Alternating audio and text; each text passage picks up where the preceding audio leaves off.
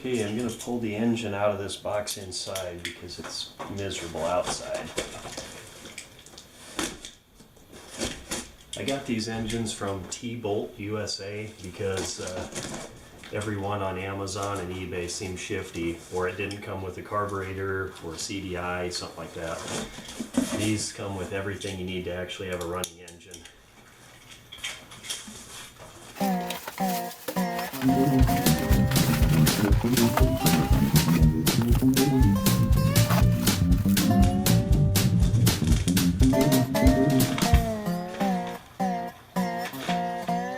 Okay, these are going to be of no help. No English. That's pretty generic. I can figure that out. Alright, at the top here we've got coil,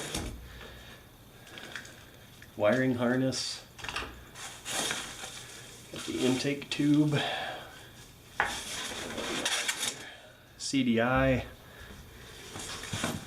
kick lever, shift lever, folding shift lever. It's probably going to get torn apart, used as a linkage anyway.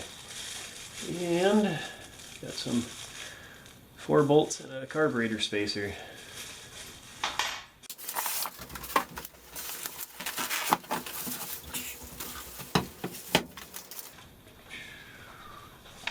Packing list. And carburetor.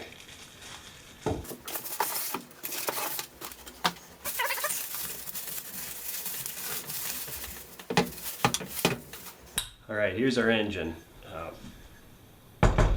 I've got 2 of these. They're 125cc and they're basically a Honda motor. That's where they got all this from. It's just tweaked a little bit. It's a little bit bigger jug, piston, that sort of thing. Honda made a ton of these in 70 and 90cc size, and you can still get those. But this is a very popular drop-in replacement for the smaller bikes and like Honda Cubs and older stuff like that that's got the smaller engine. It's an easy bolt-on, almost double displacement for a, and I think you can get 140cc versions also. So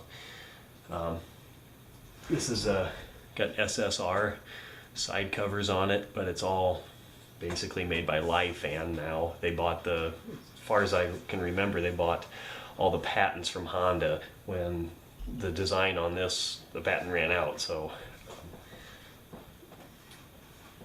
there it is. Go ahead and throw it together and see how everything fits.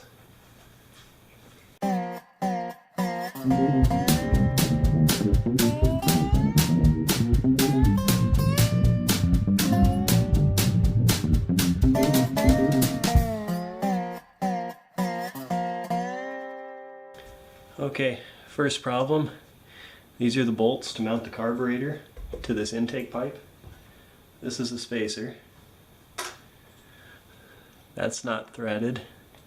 Bolts don't fit in the other way. Bolts are on the floor, but this isn't threaded either, so I'm going to have to go find nuts and washers to put this carburetor on.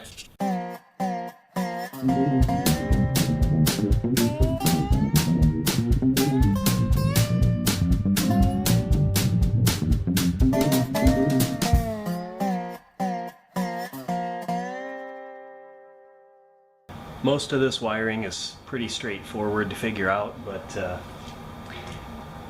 I'm going to have to look that up, and I'll make a video specifically on how to wire these things up. I've also got a simple harness plus a regulator rectifier for one of these engines, so I can have a small battery to run lights, that sort of thing, lights and horn. I mean, you can get away with just running a regulator on here and having lights and a horn and everything, but it's nice to be able to have those things continue to work when the engine is not running.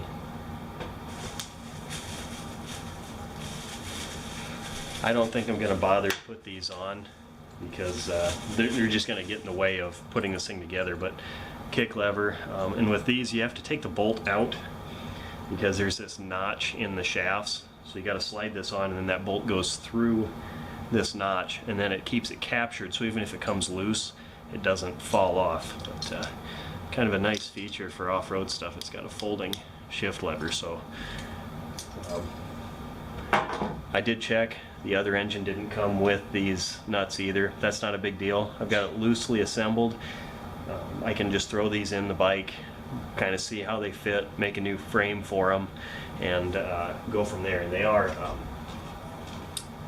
4 bolts right here to mount them on the bottom, so that should make it a little easier, so I'm not having to get big long bolts and make eyelets and that sort of thing. So next we'll try and see how we're going to package this inside that frame.